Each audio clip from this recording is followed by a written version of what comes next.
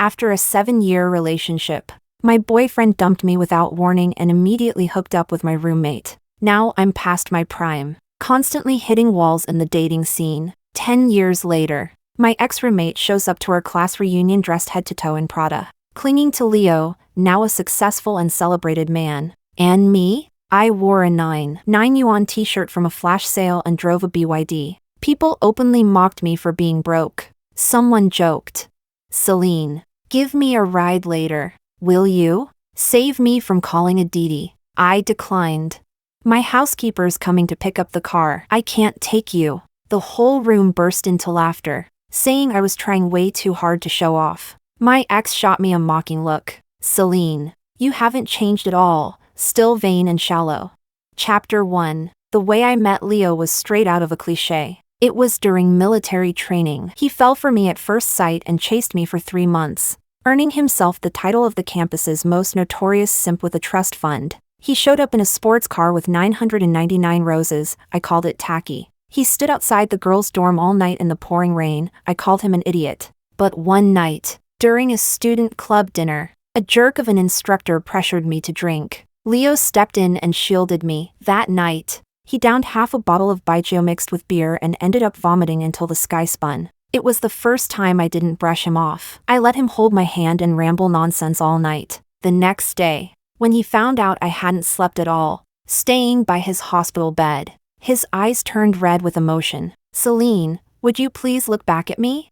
6 months into dating, Leo said he wanted me to meet his mom. I was a nervous wreck, wearing my best outfit and light makeup, standing timidly in front of his family's 800-square-meter villa complex. To my surprise, his whole family was very welcoming. They'd even decorated the walls with fresh flowers and prepared a huge meal. But the moment I scooped up a full spoonful of caviar and ate it in one bite, the always smiling auntie froze, her eyes flashing with contempt. Leo gently reminded me, "That's not how you eat caviar." My face flushed instantly. Shame and embarrassment washed over me as I felt the mocking glances from all around. I wanted to disappear into the floor. That feeling lingered through all 8 years of our relationship. He slowly taught me the rules and etiquette of high society, step by step, molding me into someone who could blend into their world. When we graduated, I was stressed out about not finding a good job. Leo, on the other hand, walked right into an elite corporate job, working under his uncle.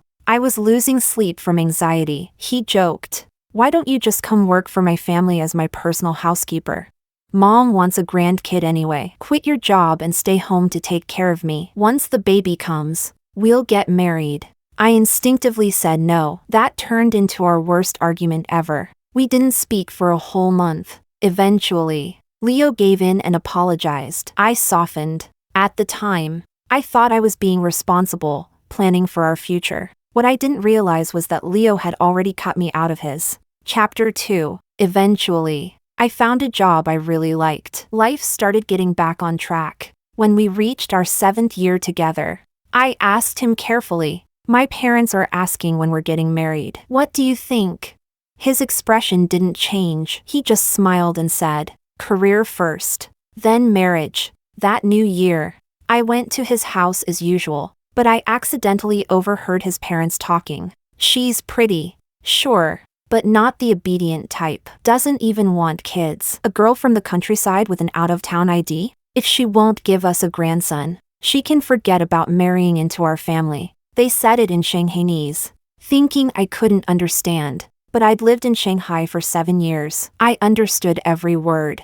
I froze mid-dishwashing. That night, I left quietly, without a word. Still, a relationship takes two. I wanted to hear what Leo had to say. The next day, he rushed over to my rented apartment. Just as he started to explain, I stopped him. We went to the movies together. In recent years, my career had been booming, and we rarely had time alone. On screen, the male lead knelt to propose to the heroine. Right next to us, a man also dropped to one knee and proposed to his girlfriend. The whole theater erupted in cheers and flying confetti, all except for one person. When I caught the look in Leo's eyes, hesitant, distant, my heart went cold. I forced a smile and asked, "We're at that age too. Should we think about getting married?"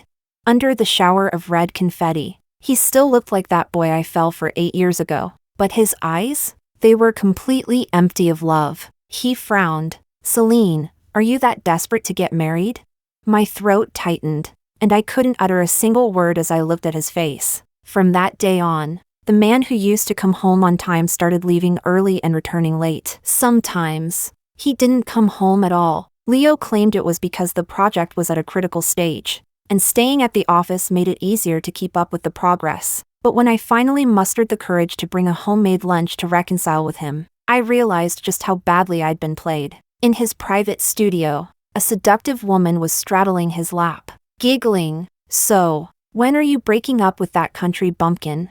Aren't you tired of sleeping with her for so long? Leo lowered his head, toying with her delicate, flawless hands, so much softer and prettier than my calloused ones from years of housework. His voice was laced with barely disguised disdain. Soon, I need her to bring it up first. After all, she's been with me for 7 years. I don't want people calling me a fuckboy behind my back. My legs gave out and I slid down the doorframe. Tears streamed uncontrollably down my cheeks. So this whole time, he'd been pulling away just to emotionally freeze me out, forcing me to be the one to end it. Well played, Leo, real slick. But in the next second, the woman turned her head as if sensing my presence, and the blood froze in my veins. It was Sabrina, my college roommate and so-called best friend for 4 years. A Shanghai-born only child from a wealthy family. She had once been inseparable from me on campus. Every time Leo and I fought, she would gently advise me, Celine, Leo's a great catch and he treats you well. Don't push him away. I used to think she genuinely cared about me. Turns out she was screwing my boyfriend behind my back the whole time, wearing patent leather heels that showed off her long, elegant legs. Her always gentle smile now curved into a perfect sneer. Well, guess we've been caught. Not a hint of panic in her tone, compared to her confidence. My apologetic stance with the lunchbox made me look pitiful. Leo's face turned pale, but Sabrina held him down. She swayed over with her slim waist, taunting, Celine, since you found out, I won't bother pretending. I've been with Leo for a year. I didn't tell you because I didn't want to hurt your feelings. A year ago, that was when she started working at Leo's company. She looked at my paper-white face with glee and added proudly, we're all adults here. When it comes to marriage, it's about matching social status. You're just a small-town nobody. How could you possibly be good enough for Leo? Each word slapped me across the face like an invisible hand. My fingers went limp and the lunchbox crashed to the floor, food and soup splattering everywhere. Leo looked slightly guilty, opened his mouth to explain, but I slapped him hard across the face. Leo, you make me sick. He froze, humiliated, and lashed out. Celine, quit acting like some victim. Don't think I don't know. You were just after my Shanghai household registration. You wanted to marry up and settle here. My mom was right. You're just a gold-digging wannabe. I stared at him in disbelief, the last shred of love I had for him gone in an instant, choking back sobs. So that's what I am to you? Worthless?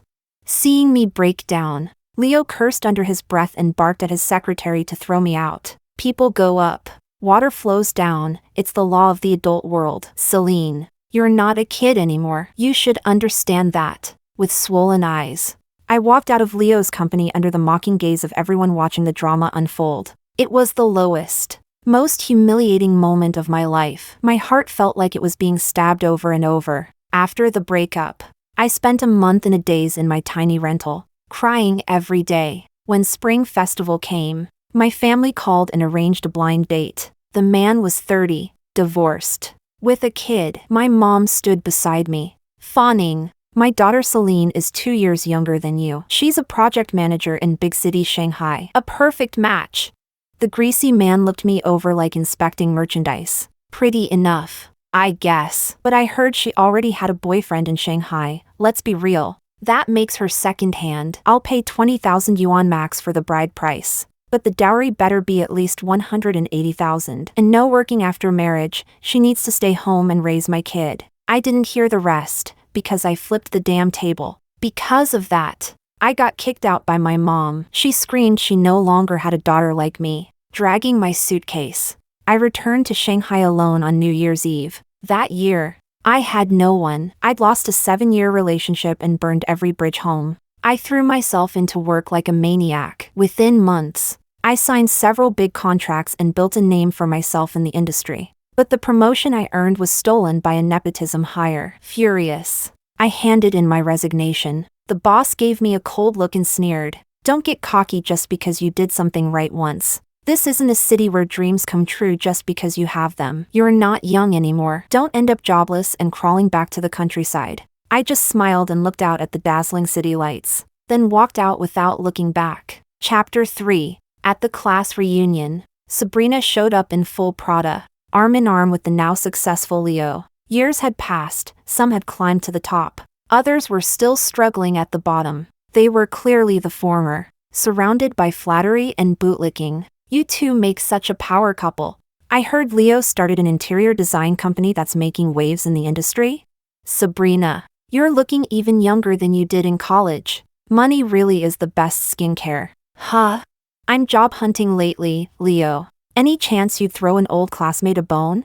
Sabrina was basking in the praise, handling it as gracefully as she did back in university. "And me?" I stepped out of my BYD in a $1.50 white t-shirt from an online sale, and instantly became the punchline. Well, if it isn't Celine." Everyone turned to look. As Leo's ex, I drew a lot of subtle and not-so-subtle stares from those who knew the history. Sabrina glanced at me with feigned innocence and exaggerated surprise. "No way, Celine. Are you really doing that bad now? Driving for rideshare apps to get by?" Seeing my expressionless face, she rushed to apologize with fake sincerity. "Oops, sorry. I didn't mean to be rude. It's just that I really didn't expect you'd fall this far after leaving my husband. It was true. After all, he did treat you badly. You two broke up when you were 28, right? Wasted your best years.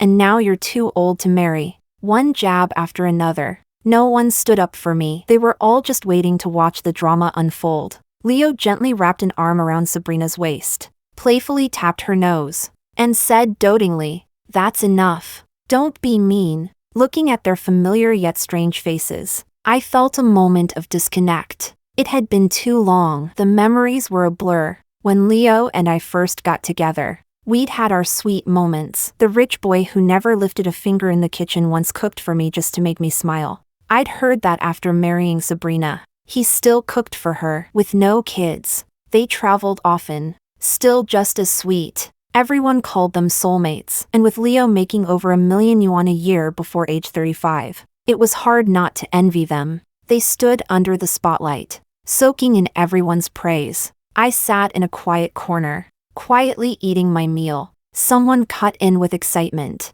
"Hey, have you seen the trending news? There's this insanely hot new business mogul, made the Forbes list at 25. Looks like a Russian male model." She enlarged the photo for everyone to see. Broad shoulders, narrow waist, sharp features, icy eyes. He was the definition of a cold-hearted heartthrob. But I heard, he's already married to his business partner. She's 10 years older than him. The room buzzed with disbelief. A man that rich and good-looking, married to someone so much older?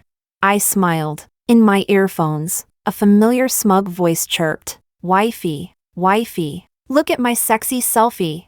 Ding, there he was, lounging in a bathtub, robe loosely tied around his waist, revealing those bronze 8-pack abs. That same face that looked like a cold CEO in press releases, now lit up with a goofy grin like a golden retriever begging for praise. As the banquet wound down, someone joked, "Hey Celine, give me a ride later, will you? Save me a few bucks on Didi." I replied calmly, "My driver will pick up the car. I can't give you a ride." The room burst into laughter, accusing me of putting on airs. The ridicule came like a wave, but I didn't react. I turned and walked away. That's when Sabrina scoffed and rolled her eyes.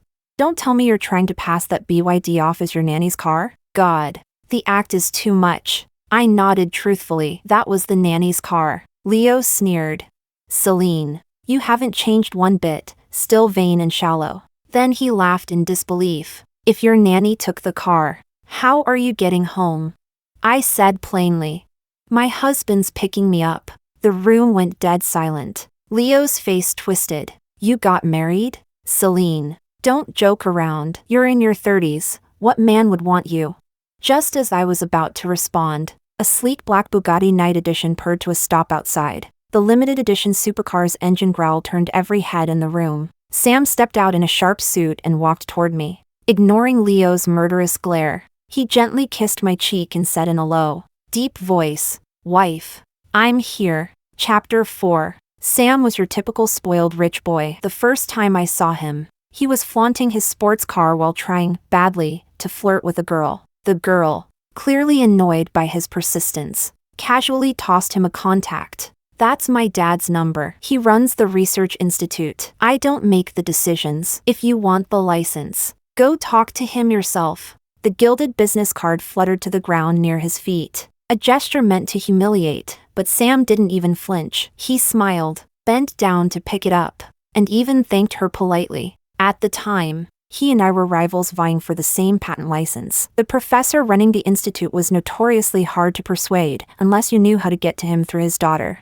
Sam beat me to it. He turned and caught my curious gaze, then patted the bench beside him with the smugness of a winner. "Didn't expect a guy like you to stoop so low," I teased, sitting down. By then, we'd been going head to head over this project for months. We knew each other's strengths well enough. Sam pushed his fringe back, revealing a smooth, wide forehead. He shrugged. "Miss Celine, didn't you know? I'm an illegitimate child. This kind of humiliation doesn't even register anymore." He said it casually, but I caught the hint of bitterness in his tone. For once, our usual bickering paused. I flipped through a fresh annual report, glanced at him, and said, "Ever considered joining my company?" After quitting my job, I had used my savings to start a small firm. Within a few years, I'd made a name for myself in the industry. Compared to Sam's scrappy little studio, my offer was clearly more tempting. He turned to me, surprised. What made you say that all of a sudden?" Then, as if sensing a trap, he scooted toward the driver's seat and squinted at me. "Just so we're clear, I sell skills, not my body. If you're into this handsome face, I'm not for sale." I snorted, kicked off my painful heels, and laid out a generous offer. "I know your situation. Your father has 2 sons. Your older brother controls the family conglomerate. Apart from dividend payouts, you've been left to fend for yourself. You've been running in circles for 2 years now, and nothing's really taken off. But I'm different. I've worked in this industry for nearly a decade. I have a solid network of contacts. What I lack is capital. If you're willing to become my partner, I guarantee the company will go public in 3 years, and you'll get a return worth your risk." Sam stayed silent, thumbing through the reports. I could see him calculating. After all, becoming a business partner meant investing tens of millions. Even if he was rich and reckless, he'd still need to think it through. I reached into my bag, pulled out 2 cold beers, popped one open, and handed it to him. "Property prices keep soaring. Your brother's real estate empire is practically foolproof. But if you want to compete with him, try a different game. You don't want to spend your whole life under his boot, do you?" That line seemed to strike a nerve. Sam froze for a second, then smirked and nodded. "All right, I'll bet on you." Chapter 5. After that day, Sam went home and asked his mom for 20 million yuan, basically draining her entire life savings. I brought him to the office to meet the team. These were all old colleagues who had followed me after I left my last company to go independent. The receptionist took one look at Sam and her eyes instantly turned into heart emojis. Clinging to my arm, she whispered, "Boss, this new partner of yours is way too handsome. He looks better than a movie star. And that body? Damn, you can tell he works out. I can't believe I get to see him every day. I might actually enjoy coming to work now." Funny how that tone vanished the moment Sam officially joined the team. Sam, when he worked, was a total maniac. He practically lived in the office while I was out securing deals. He stayed behind refining proposals, reworking plans, and dragging the whole team into late-night work sprints. He often stayed up all night working alone. Eventually, his mother, clearly worried, reached out to me. The elegant, high-society matriarch sipped her coffee and sighed. "I just don't get that boy. I pulled every string to get him into the upper crust. Instead of enjoying the carefree life of a second-generation heir, he's here working himself to death like some corporate mule. He must have hit his head or something."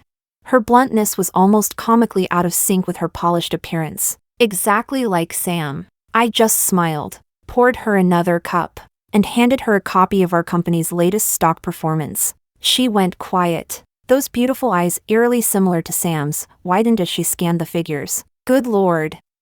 You're making this much? I nodded, grinning. Then I heard her mumble under her breath. When Sam asked me for the money, I kept a bit in reserve.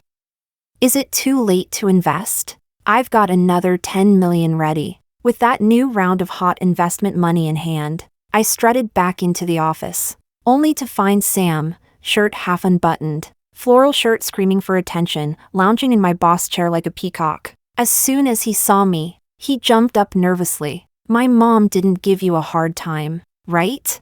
I didn't answer immediately, which made him panic. She's always like that. She thinks I'm wasting my life and only came here to hit on girls. Don't listen to her. I swear I'm here to make real money. I pointed to the company rulebook and said with a straight face, relax. Company policy, no office dating. So if that's what you're after, don't even think about it. I'm not sure why, but as soon as I finished that sentence, Sam's whole face fell. He looked like a puppy whose favorite chew toy had just been taken away. He didn't argue, just stared at me with this soulful, heartbroken look. Me? I had a black card burning in my pocket and was too busy grinning ear to ear, planning a company feast that night. Romantic turmoil from a lovesick boy? Not my concern. Chapter 6. Everything was going smoothly, except for one thing, my love life. I was pressured into marriage again on my 33rd birthday. My parents traveled all the way from our hometown just to stage an intervention in my office.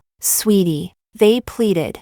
We know you're amazing, you've earned more than most men do in a lifetime. But a woman can't go her whole life without marrying or having kids. Who's going to take care of you when you're old? If you don't settle down, your dad and I can't even sleep at night. Over the years, our company had gone public. I sent more and more money home, even hired a nanny to take care of their daily needs. My dad used to smoke Jonghua cigarettes and brag to anyone who'd listen. My daughter's not your average kid. She's basically a money-printing machine, makes enough to buy 3 apartments in the city every year. Good thing she didn't marry that loser we picked for her back in the day, or she'd be stuck at home now cooking and raising babies. But people change, and once all the neighbors started showing off their grandkids, my parents began to change their tune. Humans are never satisfied. While fielding their pleas and complaints, I was also buried in work, and in a moment of frustration, I accidentally chucked a folder at Sam while he was reporting to me. At 25, Sam hadn't gained a pound since we first met, if anything. He'd only gotten hotter. After becoming our go-to spokesperson for public events, he was practically the face of our company. I rubbed my temples and apologized, but he simply circled around to stand behind me. His long, well-defined fingers started massaging my scalp, smiling politely at my dramatic, half-crying mother. He said, Auntie, actually, Celine and I are already together. She just didn't want to say anything because she's shy. My mom is a sucker for pretty faces. The moment she saw his, the kind that wins over both men and women, her jaw dropped wide enough to fit 2 eggs. I watched in awe as Sam smoothed over everything in just a few sentences. He charmed my parents so effortlessly that even I had to admit, this guy had skills. After they left, I dragged him into my office and slammed the door behind us, shutting out the curious eyes of our gossip-hungry staff. Arms crossed, I demanded, Sam, what the hell was that? He flashed that trademark cocky grin. No need to thank me. Helping the boss manage personal crises is just part of my job. Then he suddenly turned serious. Celine, what do you think of me? Think what? I mean, I'm good-looking, got an 8-pack. I'm 6 feet 2 inches, and I'm young and healthy. I'm pretty sure I'd be a premium listing on the dating market. Instead of wasting time on blind dates with randos, why not consider me? That year, I finally gave in and let Sam come home with me for the new year. My mom insisted on it, so I gave him double his year-end bonus and told him it counted as working overtime. By the time I came back from walking around the neighborhood, he and my dad were already plastered, swaying together and swearing brotherhood in the living room under a photo of Guangdong. My mom was calling him good son nonstop after he accompanied her to a public square dance the day before. Even our family dog, who used to be glued to my side, Now ran straight to Sam every time he showed up, because he'd bribed it with sausages. Watching him charm everyone around him, I ground my teeth in frustration, but there was nothing I could do. Especially because I hadn't exactly held the line either. One drunken night with a dark sky and high winds, my lips accidentally found Sam's face. Then we accidentally ended up in the same bed. And next thing you know, we were accidentally living together. I had been worried his family wouldn't approve until I heard his mom scream with joy on the phone when she found out we were dating. "Atta boy, you did it! Worth every penny you gambled away for that wedding fund. You relied on your dad for the first half of your life. Now you've got your wife for the second half. My son's got it made." Meanwhile, Sam was whistling while doing my laundry, yes, including my underwear. I kicked him. Company policy says no office romance. It's bad form for the CEO to break her own rule. You know? He leaned in with a shameless smile, his handsome face inches from mine. But we're not having a secret office romance. Ours is very much out in the open. I had no comeback. I was, in that moment, thoroughly defeated by his sheer shamelessness. Chapter 7. Sam was supposed to accompany me to today's class reunion, but something urgent came up, and our car was out for maintenance, so I just drove the nanny van myself. What I didn't expect was that, after all these years, our old classmates were still the same, superficial and snobbish. The woman who'd just been gushing over Sam's photo a moment ago was now shrieking with disbelief. "Sam? Did you just call Celine your wife? What the hell is going on?" Sam took off his jacket and draped it over my shoulders. With a sharp, sweeping glance, everyone in the room instinctively recoiled. He smiled lightly, took my hand, and said, "Celine and I registered our marriage last month. She's my wife. Any questions?"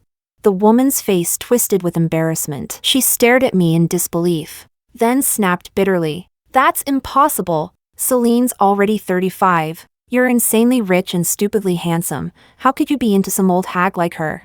Her words opened the floodgates. Yeah, I mean, Celine was definitely hot back in school. But she's aged so much. Did she blackmail him or something?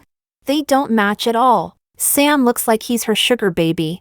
Is this guy even real? Maybe she hired an actor who just looks like Sam. I mean, just look at her outfit. She probably doesn't even have $100 on her. If she really married Sam, how could she dress so cheap? That last one came from Sabrina. She'd never believed I could land someone like Sam. In her eyes, I was always destined to live at the bottom of society, staring up in envy at her and Leo's perfect life. Leo's expression, which had been dark all evening, finally brightened. He raised his glass and approached me, wearing the smug look of someone whose suspicions were confirmed. "Celine, wow, I didn't think you'd go this far just to show off. That Bugatti outside must be rented." "Huh? Costs what? Over 10 grand an hour? Better return it before you end up eating plain buns for 6 months. The crowd burst into laughter. A few guys, drunk and obnoxious, started whistling and joking. "Yo kid, how much is she paying you for today? You look just like that hotshot from the finance world." "Not bad. I'll double whatever she's paying. Come hang out with me instead." "Yeah."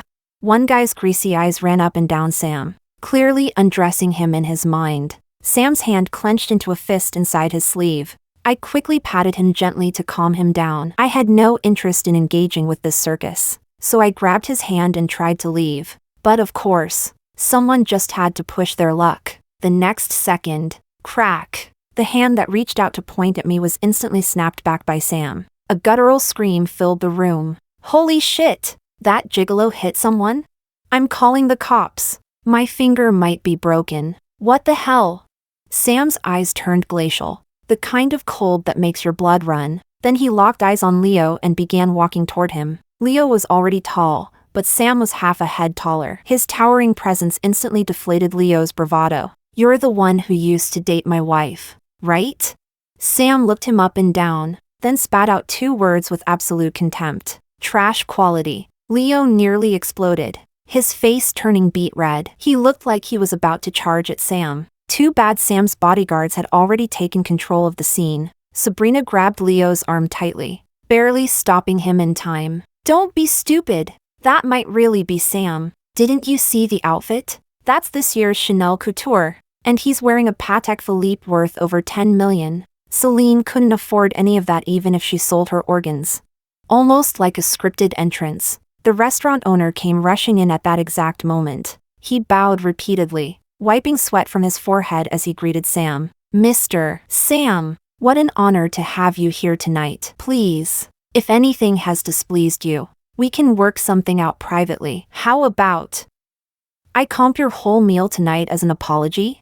The entire room went dead silent. Everyone sucked in a breath of cold air. This restaurant was one of the priciest in the city. Tonight's party had 10 full tables. It had to cost at least 400 to 500 grand. And yet the owner was willing to eat the whole bill just to apologize to Sam. Chapter 8. The atmosphere froze instantly, and oppressive silence blanketed the room. Only then did everyone begin to realize everything I had said was true. Leo looked like he'd just swallowed manure. Face green, voice dripping with sarcasm. He said, "Well, seems like life's been good to you, Celine. You landed yourself a sugar daddy. Huh? Bro, what the hell do you even see in this old woman?" He barely got the words out before I slapped him hard across the face. Leo couldn't take it anymore. He lunged at me, but Sam's bodyguards instantly pinned him to the ground. His designer suit was now stained and wrinkled. His meticulously styled hair had turned into a bird's nest, and he squirmed on the floor like a pathetic earthworm, dirty, disheveled, and utterly ridiculous. Sabrina looked heartbroken and furious, but she didn't dare say a word to me. After all, with my current power, destroying Leo's company would be as easy as swatting a fly. One of the bodyguards bowed respectfully and asked, "Boss, what should we do with him?" I waved dismissively and said, "Beat him up and toss him out." For a man like Leo, whose ego was everything, public humiliation was worse than death. Watching that, the other classmates instantly changed their tune. They practically swarmed me, all smiles and flattery, acting like we were long-lost best friends. "Celine, remember me? We were dorm mates back in college." "Celine, I just got laid off recently. Is your company hiring? Could I send you my resume?" "Me too. Me too." In a forgotten corner of the room, Leo, his face bruised and bloodied, lay on the floor, seething in impotent rage. I walked out under the envious and jealous gazes of everyone present and slid into the passenger seat of Sam's car. Just as Leo's pitiful screams echoed behind us, the windows rolled up, sealing off the outside world. Sam gripped my hand tightly, possessive and annoyed. "You're not going to another one of these filthy reunions again, okay? Those so-called old classmates, ugh. A bunch of status-worshipping snakes. The moment they found out who you were, they all wanted to crawl into your lap."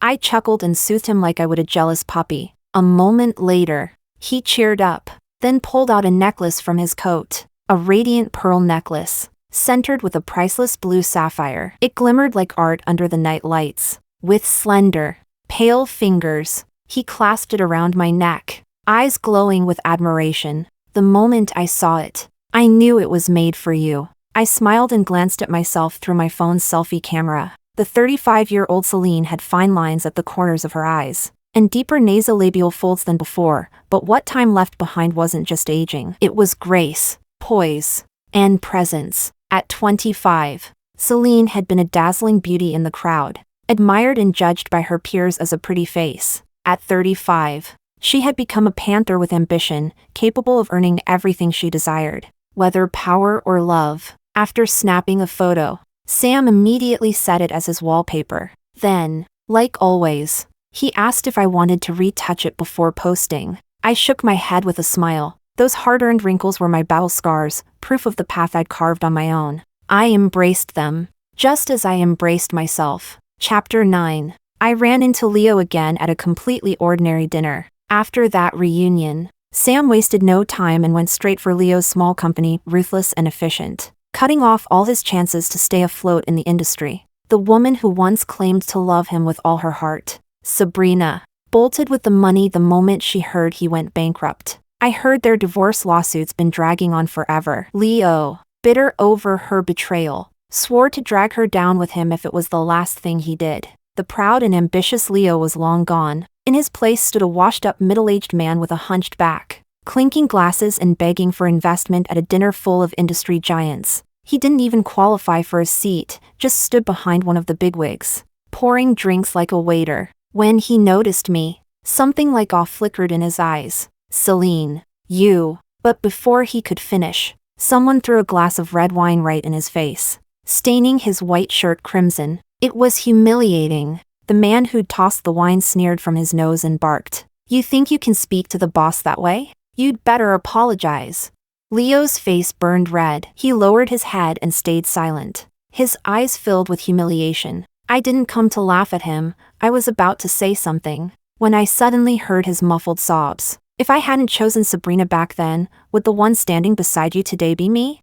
His expression was torn, remorse, pain, helplessness all tangled together. No, I said flatly, because you never deserved it. I let him stand there, drowning in mockery and scorn, and said quietly, people rise. Water flows downward. You told me that 10 years ago. Now, I'm saying it back to you. In that moment, I saw it. The light in Leo's eyes died, like a puppet whose strings had been cut. He staggered out of the room, spiritless and broken. I stood up calmly and left. No one dared question me, because at that table, I was the one holding all the cards. As I stepped out of the restaurant, I heard a loud crash behind me, followed by screams and chaos. I didn't look back, just got in the car and told the driver to go. My future is a wide open road. Leo? He's just a piece of rubble I kicked aside, falling right back into the filthy swamp he always belonged to.